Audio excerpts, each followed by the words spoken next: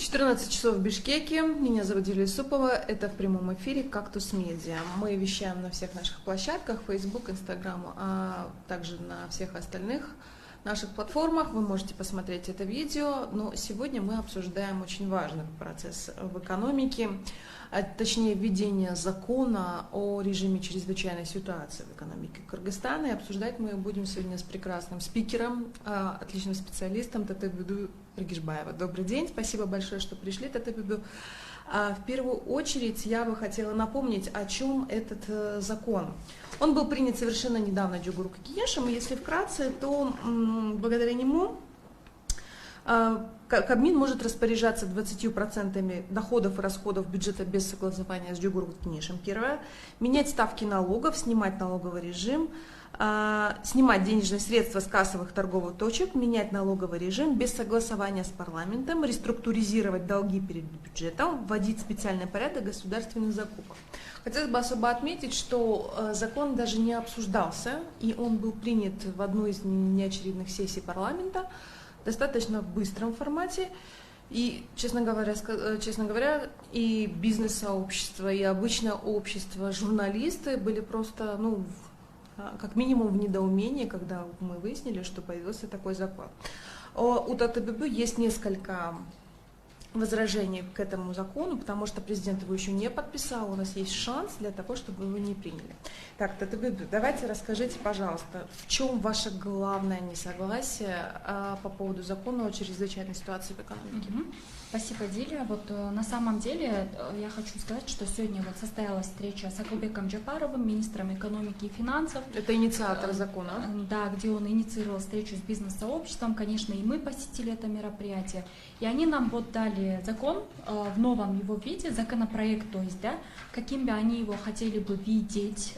И этот законопроект нету нигде, ни в публичном варианте. То есть 29 июля 2021 года Джугурку Кенеш его принял и ушли на каникулы. И потом они сами не знают, какой проект закона о чрезвычайной ситуации в экономике они сами приняли. Вот сегодня нам Акылбек Джапаров его представляет к сведению и говорит, пожалуйста, ознакомьтесь, и я жду вашего одобрения. И на один миг у меня появилось такое подозрение, что теперь государственные институты и вообще государственная политика будет развиваться по понятиям. Когда люди приходят, доверяют ему, и просто неуполномоченные лица, представители бизнес-ассоциаций, простые юристы, если одобряют этот закон, то он, оказывается, проходит, да, некий такой процесс баталу. Но стоит отметить, вы очень правильно отметили, что в первую очередь, даже не вникая в конструкцию и саму суть закона, сегодня очень важно посмотреть на нарушение законодательных процедур. В первую очередь, мне как юристу это очень важно отметить. Давайте, какие были нарушения именно в процедурах принятия закона? В первую очередь со стороны инициатора, Кабинета министров, да, и непосредственно Министерства экономики и финансов, а также со стороны парламента. Какие? Когда, получается, инициатор предлагает закон, он должен обязательно его согласовывать с другими ведомствами, уполномоченными органами, которые касаются. Здесь же не один закон о чрезвычайной ситуации в экономике, да? Это целый пакет законов, их порядка 16. Еще сейчас говорят, 6 законов дорабатываются, итого это где-то 22 закона всего, да? И все они касаются на самом деле экономики Кыргызской республики. Но несмотря на это, что делается, да? То есть первое, закон вводится абсолютно случайно. На повестке дня его узнают о том, что этот закон появится 27 июля, да? 29 июля он встает порядка 5-м или 7-м вопросом в обсуждении повестки Джугурку Кенеш, и таким образом он в 3 чтениях за один день принимается. Вопрос такой чисто технического характера. Насколько мы знаем, согласно закону о нормативно-правовых актах, согласно закону о регламенте Джугурку Кенеша, подобные законопроекты должны проходить массу процедур для того, чтобы быть принятыми. Это общественное обсуждение, анализ регулятивного воздействия, опять-таки согласование между ведомствами. Сколько времени, если все делать по правилам, занимает это принятие, введение? Минимум, это прям при чрезвычайной ситуации 1 месяц. Но вот должно быть, на самом деле, внутри аппарата Джогурк Кенеш есть от 5 до 8 профильных, получается, экспертиз, которые должны быть проведены. Учитывая, что экономическая безопасность — это концепция национальной безопасности, да, это 1/3 блока вообще состоятельности государства, то необходимо было пройти все 8 экспертиз, и один из самых неотъемлемых — это именно экспертиза по линии безопасности. С точки зрения безопасности эта норма не прошла бы, с точки зрения антикоррупционной экспертизы, анализа регулятивного воздействия и ряд таких других есть экспертиз, которые необходимо было бы пройти. Но все эти экспертизы не проведены, а самое главное, вы нигде не найдете законопроект, который был вывешен на официальном портале государственной службы, это инициатора, то есть Кабинета министров, либо же на общественном портале Комталку, либо вы даже по сегодняшний день не найдете проекты законов, чтобы они были опубликованы на сайте Джогурк Кенеш.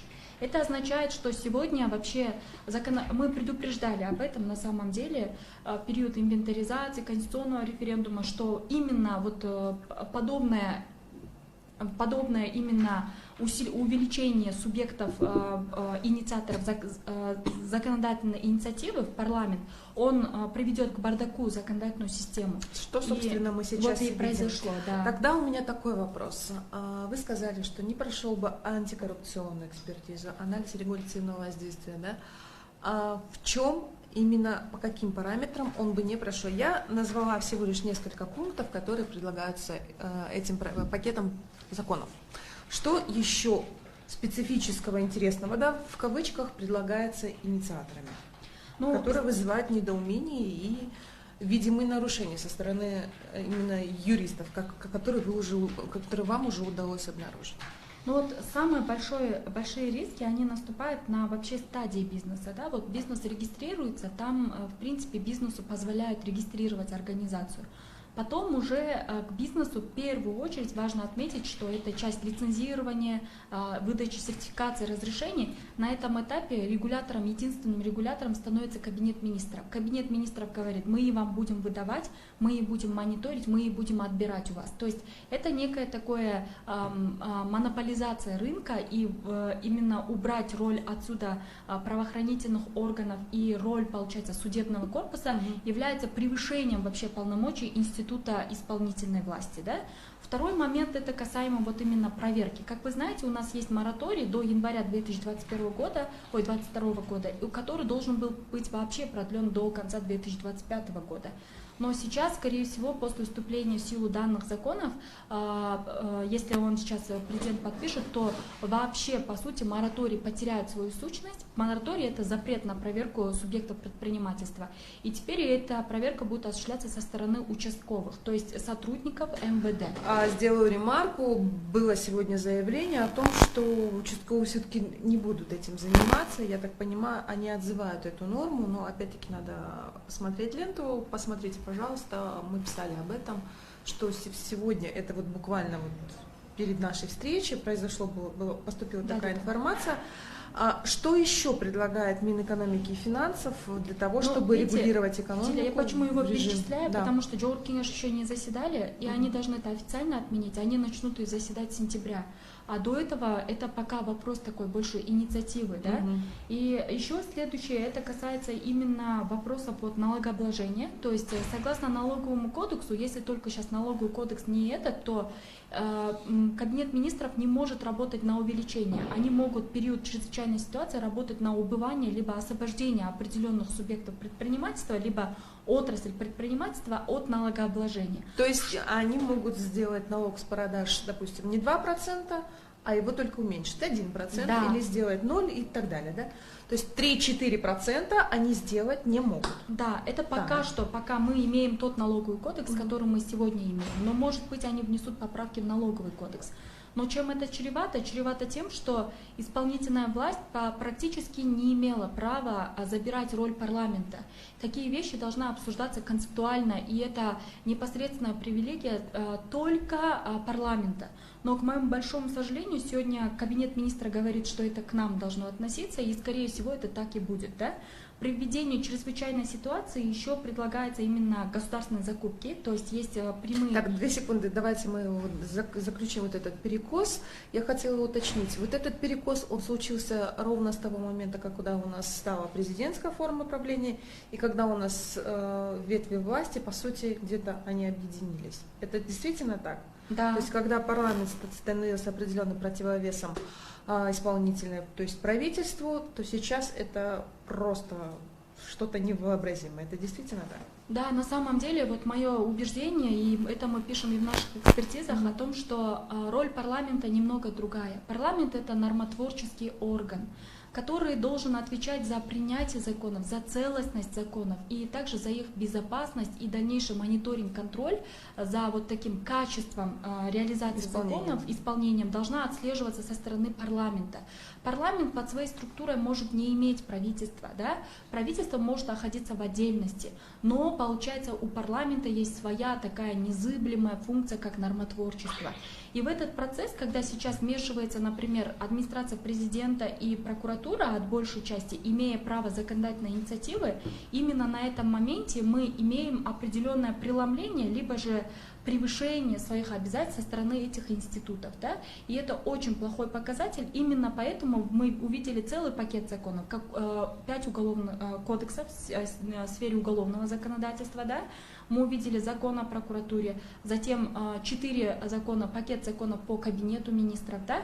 Пакет законов, состоящий пока что из 15 законов о чрезвычайной ситуации в экономике. И вот мы возвращаемся к превышению полномочий, и вы хотели рассказать о госзакупках. Напомню, что у нас с 2010 года действует закон о государственных закупках, когда обязательно через тендер проводятся все государственные закупки, начиная от карандаша и заканчивая огромным автомобилем. Это очень интересная история, читайте на «Кактус Медиа».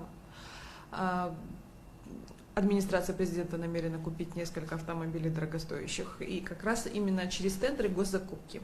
При этом существует статья в законе о госзакупках, которая позволяет при определенных условиях совершать прямой закуп какого-либо товара или услуг для того, чтобы ускорить это получение, возможно, опять-таки возвращаясь к чрезвычайным ситуациям, но все услуги и все товары должны проходить через тендер. Я так понимаю, что введением этого закона мы можем этого лишиться.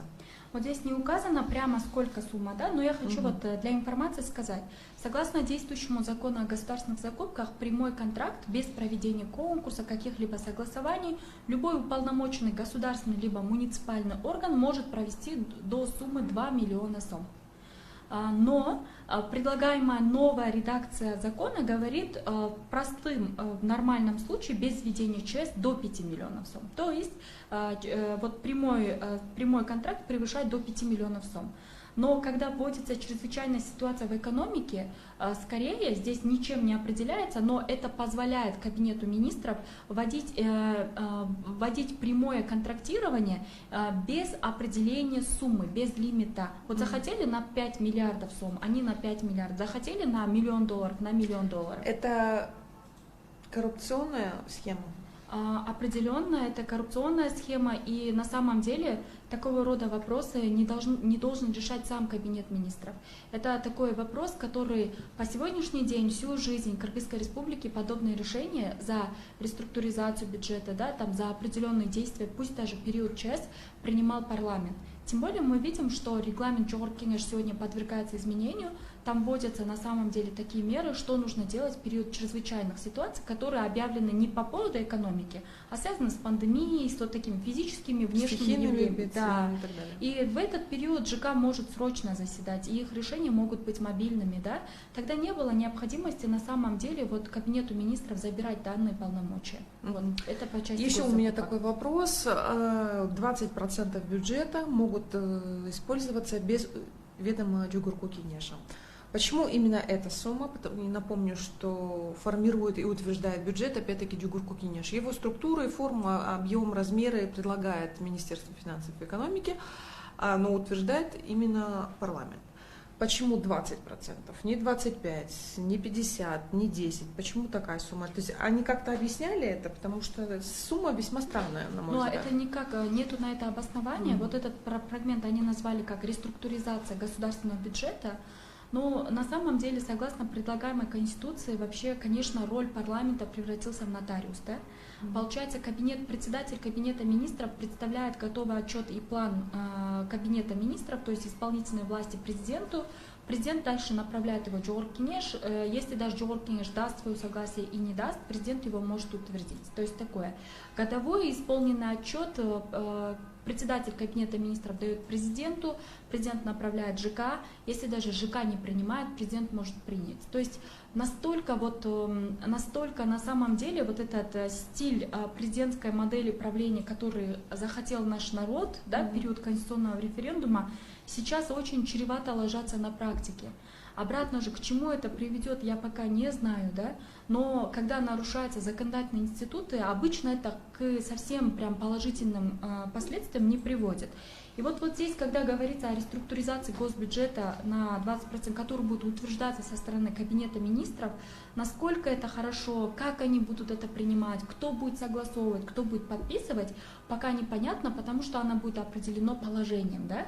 И вот смотрите, здесь есть норма в пункте статьи 18, что срок действия чрезвычайной ситуации в экономике составляет 90 дней, его представляют члены Кабинета министров и президент утверждает, тоже без согласования парламента, да, в принципе. При этом у нас на данный момент режим чрезвычайной ситуации вводится только с согласия парламента. Да, вот это вообще, вот смотрите, закон называется, да, введение изменений и дополнений в закон о Кыргызской республике о гражданской защите. И подразумевается, что гражданская защита — это вообще терминология изначально упомянута, что защита граждан, но никаких не отраслей. Экономика — это отдельный блок государственной деятельности, государственного концепции, да, и он не должен был относиться вообще к закону о гражданской защите. То есть вот эта даже сама инициатива чрезвычайная ситуация в экономике, он больше такой не связан с природными явлениями, как связано с государственным устройством. Поэтому он не должен был вообще ложиться в закон, который говорит, что мы защищаем права и интересы граждан в случае наступления внешних природных явлений. А он, получается, вошел эту категорию, хотя в нынешнем случае чрезвычайная ситуация в экономике возникает из-за вопросов, связанных с государственным устройством и с госуправлением. То есть не совсем с внешними явлениями. Да? И исходя из этого, хочется отметить, что изначально предлагаемая концепция, она не обоснована. Получается, предлагаемый к нему дополнительный пакет законов, многие еще не увидели воочию, как они будут выглядеть, но на самом деле при предлагаемых мерах даже дошло до того, что государство хотело без вмешательства суда отчуждать у людей собственность, а хотя право собственности есть конституционная гарантия, как незыблемое. Да. Но даже и на это было покушение. Покушение было на то, что если вдруг, да, например, вот моя компания является, я являюсь должником перед государством за невыплату налогов либо неналоговых обязательств, то государство имело право зайти ко мне акционером либо учредителем, понимаете? По сути, рейдерский захват. Но и такие инициативы тоже были предложены. И сейчас говорят, мы оптимизировали, вот мы вам закон представляем. Даже сегодня про пакет законов Ахылбек Чапаров в своей речи ни разу не упоминал, будучи министром экономики и финансов. Да? И только я затронула, говорю, извините меня, но вы не поднимаете один закон. Этот закон — это просто концептуальная, знаете, такая больше концептуальная, более такая, то, что определяет частично политику правительства и забирает единственную функцию. Вот этот закон закрепляет единственную функцию, знаете какую?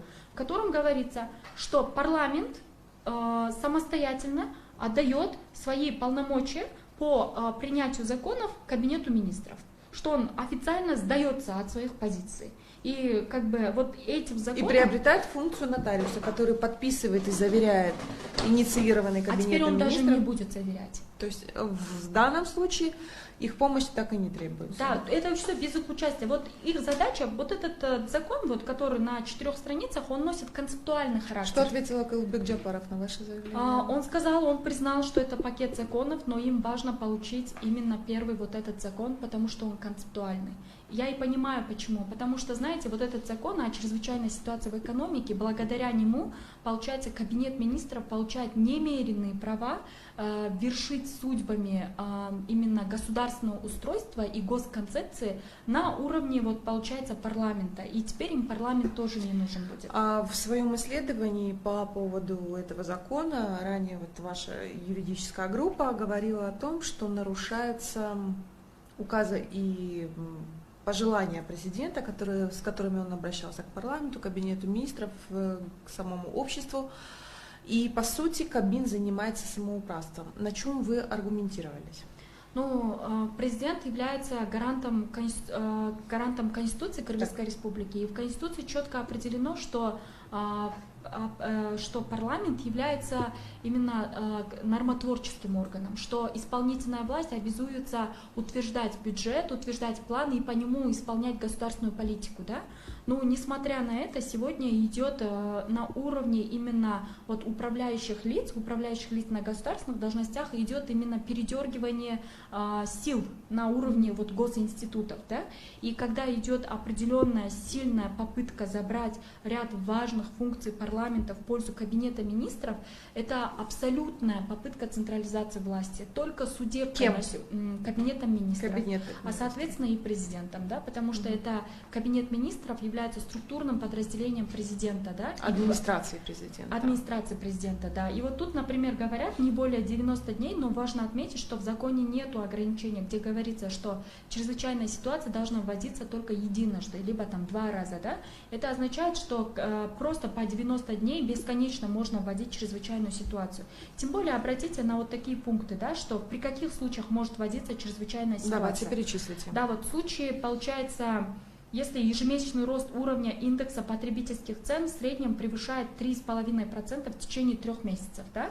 Там, например, уровень долга по отношению к ВВП превысил допустимый предел на 10% пунктах, да? Но это у нас давно, знаете, превысил уже. Да, у нас это давно, этот скачет в районе 65-67%, и мы постоянно кричим о том, потом что... резкое вот это сокращение индекса объема, потом значительное сокращение внешнего экономического товарооборота, снижение объема налоговых платежей, отток прямых инвестиций на 10%. У нас каждый год оттекает инвестиций больше 30%.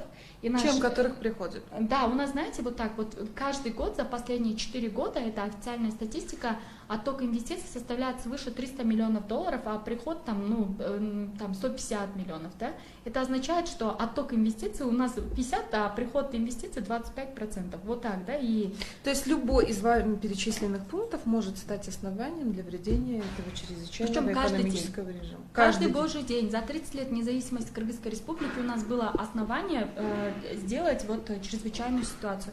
Это означает, что этот закон, пока будет данная власть, этот закон всегда будет актуален. Поэтому, знаете, мы на самом деле ни против какой-либо власти или уполномоченных лиц в государственном органе. Мы просто добиваемся установления законности в стране. Да? Если государственные институты не будут работать должным образом, если Конституция даже в той форме, которая сейчас принята, не будет функционировать, есть огромная вероятность, что просто начнется бардак. Да? И вот когда вот даже парламент поставили под уязвимым, да, вот уже, пожалуйста, бардак. Да? Еще вот такой вопрос. Режим чрезвычайной ситуации наверняка где-то в экономике использовался за рубежом. Знакомились вы с каким-либо мировым опытом, где это возможно успешно или неуспешно внедрялось? Это, знаете, как в случае гильотины, Диля. Вот гильотину вводили в России, Швеции, в Корее, в очень многих странах успешно, но он вводился на определенную отрасль. Например, вот не буду далеко уходить, вот в России он вводился для сектора именно цифровизации. Там были законы, которые работали с 1928 годов, которые регулировали ЭВМ, электронную вычислительную машину. И он для сектора, в принципе, цифровизации был приемлем. Да? Но вот вводились чрезвычайные ситуации в экономике, например, в секторе секторе финансов. Вот в тех же передовых вот азиатских странах в одно время. Зачем? Для того, чтобы просто реструктуризировать вообще систему финансовую систему этих стран, да, когда они начали выделять сектор банков, инвестиционных компаний отдельно, микрофинансовых компаний отдельно, и начали вообще делить по блокам. Вот там была именно чрезвычайная ситуация в экономике, но он вводился на отрасль, а у нас его пытаются ввести на все формы. Насколько я знаю, введение чрезвычайной ситуации было в Венесуэле, еще в нескольких странах Южной Америки. В Индии он присутствует этот закон, но он никогда не использовался. А вообще, как бы, я понимаю, что официально Акылбек Джапаров и компания вместе с кабинетом министров пытается спасти нашу экономику. Есть ли какой-то более разумный способ, я знаю, что вы все-таки не экономист, а юрист, именно с юридической точки зрения оформить эти документы? Я так понимаю, что отказываться от них они не собираются. Ну, во-первых, самый разумный способ это сейчас, конечно, вступить в законодательное поле, да, вернуться в законодательное поле. В первую очередь, что необходимо, это вот мы просили президента вот несколько дней назад Национальный альянс бизнес-ассоциаций, порядка 71 бизнес-сообщества и ассоциаций подписались, направили обращение президенту. Затем и мы, сообщество юристов «Тандем», направили обращение президенту, где мы говорили о том, что не соблюдены законодательные процедуры, пакет законов не тщательно был разработан, и в будущем он может нанести значительный урон по бизнесу и по вообще в целом сектору экономики в стране. И для этого необходимо на самом деле концептуально проработать. Сейчас первое, конечно, самое важное, это мы просим президента Кыргызской республики Садыра Нуркожоевича направить данный закон на доработку с возражениями Жогорку Кеңеш Кыргызской республики, пользуясь своим правом согласно статье 82 Конституции. Да? Два, это, конечно, необходимо инициатору члену кабинета министров Акылбеку Джапарову, который является министром экономики и финансов, в срочном порядке созвать вновь рабочую группу, более расширенную, в котором весь этот пакет законов и его инициативы будут вывешены публично и будут обсуждения, чтобы каждая из сторон были приняты. И, скорее всего, в течение 3-6 месяцев все эти законы могут быть приняты, потому что у нас хорошая нормативная база, лояльная, и на самом деле и без всяких таких нововведений можно делать эти работы. Да? И вот, к примеру, если сейчас хотят, чтобы Жогорку Кеңеш был мобильный, он и так мобильный. Когда было такое, чтобы один закон в 3 чтениях принимали за один день? Да? Таких случаев было очень много. Но пусть лучше остается такая функция, чем это перейдет к кабинету министров. Да? Поэтому, конечно, нужно возвращаться в законное поле. И есть на самом деле наша страна не самая умная. Нужно получать примеры очень многих других стран, у которых получилось выстроить экономику, соблюдая законность и паритетность существования государственных институтов, не наступая никому на голову. Потому что система сдержек и противовесов, она очень важна для поддержания государственной устойчивости и для обеспечения некой такой, знаете, национальной безопасности. Вот все об этом говорят, но никто не понимает вот эту сущность чего. Вообще основа и фундамент национальной безопасности, госустойчивости — это поддержание системы сдержек и противовесов между государственными институтами. Что будет, если все-таки президент Садыр Джапаров подпишет этот документ? Можно ли оспорить ли это? Кто это может сделать? Ну, конечно, пользуясь правом, вот любой гражданин имеет право обратиться в Конституционный суд. И, конечно, вот мы намерены, уже группа юристов, делать заявление, изучать, потом обращаться в Конституционный суд. Да? Но это займет время, а тем временем, вступив в эти законы, примется за короткое время пакет законов, состоящий минимум из 15, который касается важных секторов, важных моментов вот именно в реализации экономической деятельности в Кыргызстане. Он коснется и частных предпринимателей, и крупный бизнес, и также именно формирования и реструктуризации госбюджета. Он также коснется и в целом вот, выплаты наших государственных долгов, и в целом вот этот весь концепт продвижения экономической деятельности государства. Да? Еще такой вопрос меня интересует. В случае принятия вот этого всего пакета законов Садыр Джапаров может ли повлиять на то, чтобы наложить вето и сказать, чтобы вообще не принимали ничего? То есть вот это вето или на доработку?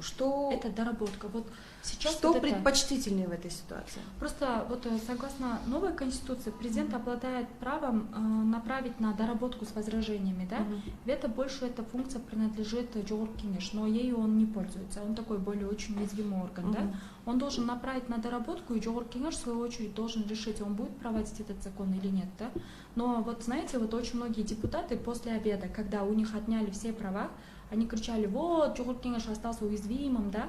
Сейчас повторяется эта история дважды. Сейчас вот кабинет министров просто нагло берет через прессинг, Джугурт Кеңеш говорит, подписывай, все уязвимо подписывают, да, и потом, когда в правительстве будет вот, на один сектор будет вот такой бардак происходить, я не могу, я не имею права прогнозировать, где какой бардак, но определенно будет бардак в экономике, и потом депутаты вновь будут выступать и говорить, а вот я хотел защитить страну, страна должна быть, это псевдопопулизм и псевдонационализм, который ничем не обоснован. На самом деле это должностное преступление, когда человек сел на роль парламентария и голосует за тот закон, который вообще не соответствует национальным интересам и государственной устойчивости. Да?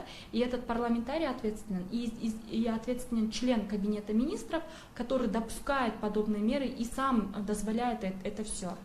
Ну, понятно. Будем надеяться, что президент Садыр Джапаров предложит доработать именно Джугурку Кенешу этот закон, что депутаты все-таки займутся своими непосредственными обязанностями. Дай бог. Время еще как бы такой люфт у нас есть, и мы будем надеяться, что все закончится хорошо. Спасибо большое за беседу интереснейшую. Я напомню, что в студии была замечательный юрист Татыбе Бюргешбаева. Это один из членов команды, юридической команды «Тандем». Обязательно читайте их на Фейсбуке, они есть там, и смотрите ее видео. Со своей стороны я хотела бы напомнить, что все подробности вы можете прочитать у нас на сайте Cactus Media, Cactus KG, во всех наших социальных сетях. Смотрите на это видео, подписывайтесь на наши соцсети, ставьте лайки и помните, что Cactus Media любит вас.